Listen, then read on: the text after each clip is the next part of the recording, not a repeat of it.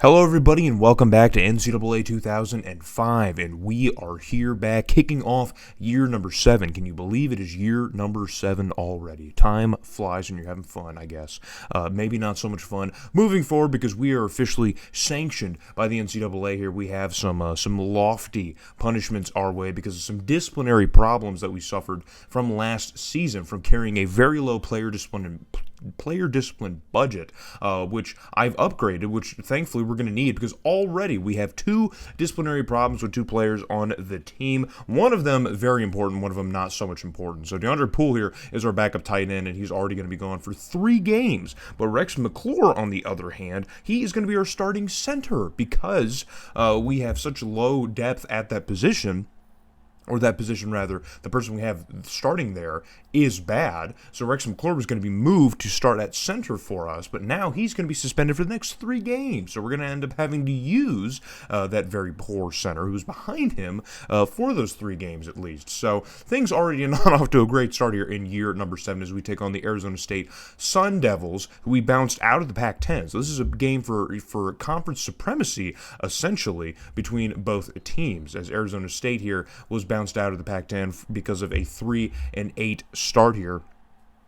But on a 2nd and 8 deep in their own end, their quarterback Timmy Marsh is going to run for his life, and he's going to get sacked from behind in the end zone by Bryson Rice, the right side linebacker, who's going to get the safety for us. So we're going to take a 2-point lead early on here. And now Ross Chester, the new starting quarterback for this season, a deep shot downfield is going to get picked off. And we don't have very many returning starters. This team is a very new-look Idaho Vandals team, and we lost a lot of people, a lot of very important people from last season. And so now on a 2nd and 2 here in our end, Arizona State going to go for a handoff, and we're going to lose even more people. So now Cal McClure is going to get injured here. Our starting left end. He's a freshman, and he's going to get injured on this play here, but I think he would be okay. So on a 3rd and short now, he did make the tackle, fortunately for us, but on a 3rd and short, Arizona State's going to hand it off to their running back, Jimmy McKee, who manages to break some tackles and get a first down and extend the drive here for the Sun Devils. So there we see Cal McClure will return here, just strained his shoulder a little bit. Needs a couple plays on the bench here, but he will be fine. And Timmy Marsh here going to dump this one off here. A quick little receiver screen, I believe, to Ryan Wright, their top receiver on the team here. He was a first-team All-Sun Belt last year, as the Sun Devils did very well in the Sun Belt last year, going 8-5, 6-2 in conference, losing the conference, of course, to North Texas, first time, but they would still make it to a nice little bowl game here. But Jimmy McKee is going to fumble the football now, and everyone's scrambling for it. And finally, we have someone who's going to land on top of it. I think it was Broderick Ryan, our new starting strong safety, who was able to land on top of it.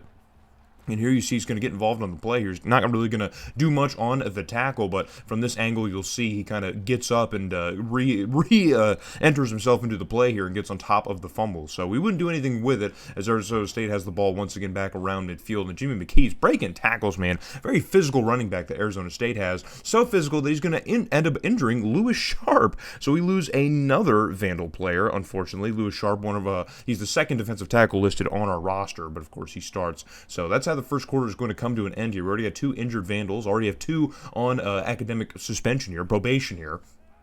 And the Sun Devils in a 2nd and short situation. Now, Marsh is going to keep it himself and run as the Vandals leave the middle of the field completely wide open, and he's able to get inside the 15 with his legs for a nice pickup for the Sun Devils. So only needed a few inches and ends up getting about 10 or 15. So fast forward to a 2nd and 17, though, as they're moving backwards, and Marsh, back to pass now, steps up in the pocket here, looking for some room, throws it off his back foot, and then a whole mess of Vandals players. Somehow Jarvis Fields is going to get injured on that play. So we're going to lose another Vandal, and he's the 3rd listed DB on the roster. He's a freshman, but he's a free safety technically. So on a 3rd and 17 now, in the very next play here, Marsh, again under some pressure, trying to find a place to fit the football, and it's nearly picked off as it's tipped around, but it's safely going to hit the turf for the Sun Devils, but Either way, it's going to bring up a fourth down field goal attempt for special teams, a 38-yarder, and the kick is up, and it is no good as it continues to push wide left, and the Sun Devils still looking for their first bit of points. There's only 2 points still sit on the board for either team here. It's a baseball score we got going. And Jarvis Field, there you see, out for 2 weeks with an injury. So we've had 5 Vandals go down just getting through the process of this very first game of the season, man. Like, what is going on? And yeah, Lewis Sharp would be injured for the rest of the game, so we're down a defensive tackle, and we're down a third DB, man. So, and we also don't have our starting center. So this is a very, very slapped together Idaho team that's really trying to get through this game right now. And Ross Chester, deep shot downfield. It's Roderick Williams, the standout freshman from last year, and he's leading a caravan to the end zone as he gets another huge receiving touchdown to notch one on to his career belt here. And it's his first of the season here in the Kiwi Dome, as we finally break this kind of scoreless touchdown tie. We broke the tie with a safety, but finally a team gets into the end zone here with some pointage, as Idaho is going to take now a 9, pending the extra point, a 9-0 lead over the Sun Devils. So Arizona State's offense really struggling to get going here early on in this game. Pressure's in immediately on Ross Chester, but he's able to get rid of it, or escape it, and throws up an absolute prayer of a football that's going to be brought down, I believe, by Roderick Williams again, or it might have been Trey Mosley, actually. Mosley would get pretty involved in this game, but we're going to get another view at it. Maybe we can get a better look at those gold numbers here. Going to kind of wash out in the black jersey, and we can't. Not great. So 1st and 10 out inside the red zone, and Ross Chester going to go with the play action with the read option, and he's going to break over a tackle in the backfield. He's going to fumble the football after getting inside the 5, and the Sun Devils are going to scoop it up. So now it's their second turnover here, and both of them have been Ross Chester's fault. So we've seen flashes of Ross Chester over the last couple seasons, and there's not a whole lot that we've really, had that we could kind of hang our hats on. I mean, Ross Chester had a good game here or there, but, now he's the starter. I mean, there's a lot of faith put into his hands, and already he's not really showing that he's super up to the task here. He's had a couple of really nice throws, but he's already had a couple turnovers, which has kept this game manageable for the Sun Devils, as we can see here with Ryan Wright getting a pass from Timmy Marsh to get them inside the red zone. So the Sun Devils now looking to answer back to what we just did, or a little bit ago, because it's been a while since we scored, but thanks to the turnovers, now they have this opportunity. So on 3rd and goal, Marsh going to float this one out through the end zone, and it's going to land at the back of the end zone, but hold on, man, there's a flag, and it's because there's a pass interference.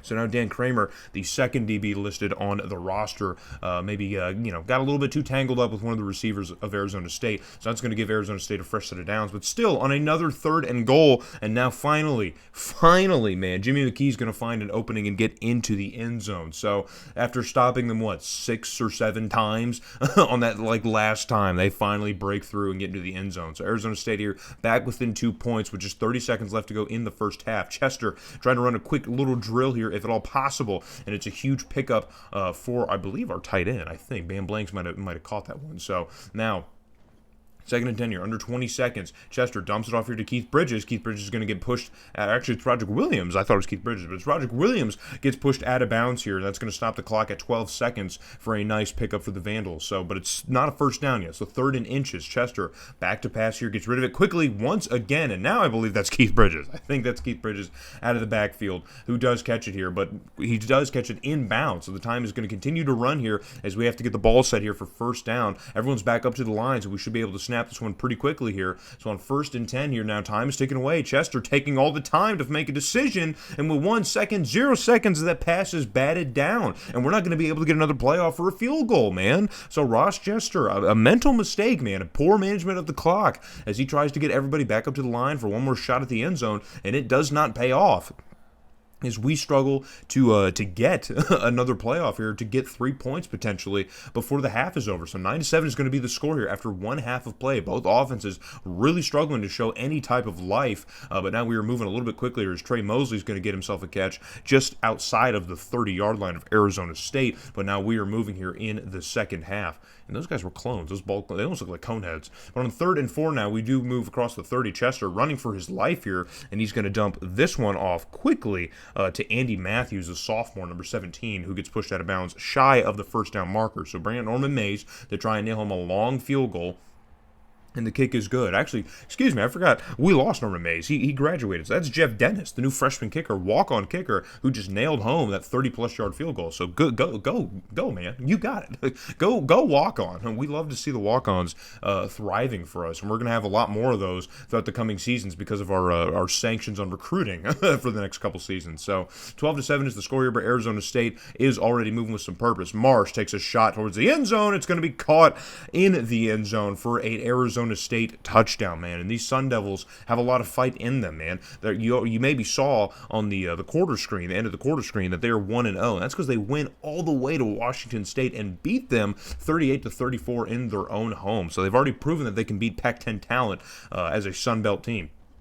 But they're going to keep the offense on the field here for the two-point conversion. They're going to give it to Jimmy McKee, and he's going to get brought down shy of the end zone. He cannot get in there. Just a few inches shy, but doesn't matter. He's still going to be listed as shy. So I think it was Dan Kramer who got the tackle down. So now the score is still manageable for us here, but Arizona State continuing to move with the ball here as the Idaho offense has now went cold in the second half. A very familiar story that we've seen all too many times, not just in this series, but across this channel. I don't know what it is, man. The game just knows. So 13-12 your score here. Still Arizona State moving, 1st and 10. Jimmy McKee once again getting some open space on the outside edge. I think he read that block incorrectly. He probably could have bounced outside and gotten into the end zone, but it doesn't matter, man. The proof is in the pudding. You can see on screen Arizona State out rushing us, which is really kind of making the difference right now, especially here in the second half, as Arizona State's offense is really not struggling to get any sort of momentum on the ground. They're not really needing to rely on Timmy Marsh's arm too much, even though that touchdown came from a nice pass from Marsh. And now he's going to make another attempt, and that ball is batted around inbounds, and eventually it makes its way out of bounds, but we do manage to break that play up. And so Arizona State's going to have a decision to make, and they're going to bring out the special teams unit again for a 23-yarder. Remember, this kicker missed, I believe, a 38-yarder or 39-yarder, but he nails home the chip shot, and so Arizona State's going to extend their lead to 4 points. So now we're going to need at least a touchdown to get back into this game, or rather leading in this game here, as Arizona State tries their hardest to extend here, but playing offense is still a bit of a struggle here. They've moved a little bit better here, but still struggling. But now they're back across midfield once again. Marsh floats one across the middle in an amazing diving catch here. I didn't see which receiver it was for Arizona State, but it was an amazing diving catch for the Sun Devils, and now they're continuing to move here inside the 25. So Marsh going to go with the handoff to Jimmy McKee. McKee finding some open space once again. Gets across the first down marker here before he's finally brought down by a linebacker. And Jimmy McKee, man, is just absolutely feasting right now. And we can see here potentially who may be. But on the next play here, Timmy Marsh on 3rd down here is going to finally get sacked, going to get gobbled up here. He takes a good bit of time, and we finally get to the quarterback. And we have not struggled too much, even though we've lost, our top 2 pass rushers, Alton O'Neill, and Calhoun, I think. Even though we've lost our big pass rush, our presence on the edge, we're still finding a way to get to the quarterback and forcing 4th down attempts like this, which is good. So Arizona State still getting points, though, even though they're struggling to finish off these drives with touchdowns. They're still managing to provide, or produce is what I was looking for, produce on offense. And we are still struggling on offense as Ross Chester gets his 3rd turnover, his 3rd self-inflicted turnover, man. This is completely on him as he keeps the football and gets gobbled up in a whole mess of players and ends up fumbling. So yeah, he just runs right into a block, gets stripped, and yeah, just, oh my gosh, Ross Chester, man. Maybe these are growing pains with him being a full-time starter now. I don't know, but this is just rough. It's tough, man. He's not even bad overall-wise. He's like an 80 overall. So Arizona State dumps off this pass here. It looked like it might have been to the tight end. I'm not sure, but he catches the ball right at the sticks, but he was going to be marked short. So inches to go here, and now Marsh is going to try and run for it, a little reversal, and it's a dangerous tackle. He gets tackled forward, but they're going to say, I guess, maybe the progress. I'm not entirely sure, but they're going to say he was short. So it's going to be Idaho football, just under a minute, or just over a minute left to go, and now we have the whole length here to go to just, score and maybe tie up the game. Trey Mosley here on a little screen, I guess, kind of like a bubble screen. I don't really know what that play was, but Mosley makes the catch here at about the 50, or gets inside the 50, and now it's a 3rd down already. Time slipping away here at 35 seconds. Chester back to pass. Pressure's in his face. He gets rid of it. The ball's tipped and batted around. Nearly intercepted as Ross Chester continues to make very terrible decisions through the air under a lot of that pressure from the Sun Devils. So 4th and 5, down to our last opportunity of the game. The game rests on this play. Chester rolling out. Nearly hit as he throws a deep shot towards the end zone. It's tipped around, but it's caught in the end zone for a Vandals touchdown. It's Roderick Williams once again with a heroic play here.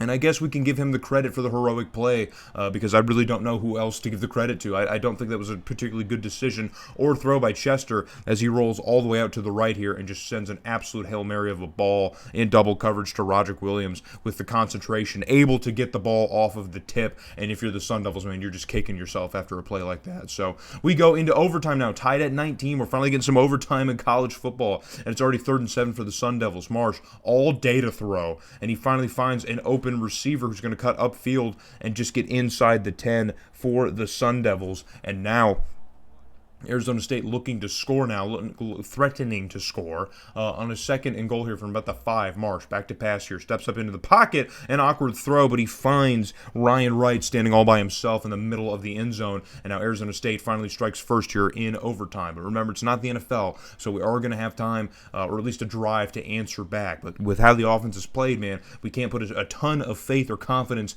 in the Vandals offense moving into this. So 2nd and 10 now. Chester back to pass here. He's got enough time here, steps up, throws one down the sideline. It's Keith Bridges who catches it, and he's going to get knocked out of bounds just at about the 5, maybe inside the 5. And Keith Bridges, not a name that we've called really at all this game, outside of maybe another catch or so, but maybe that's his role so far this year, is just as a receiving running back. So we're going to go with a fullback handoff here to Stuart Malone, who is able to get inside the end zone here. So Stuart Malone finally checking into the game. We haven't called a fullback at all this game, but Stuart Malone finally strikes here, helps us strike in overtime. So we tie things up at 26 apiece. So that means we're going into double overtime, baby. So now we start off with the ball here in the 2nd overtime. Chester back to pass here, throws one across the middle, and it's going to be caught, I believe, by Trey Mosley again. I think it might have been Trey Mosley.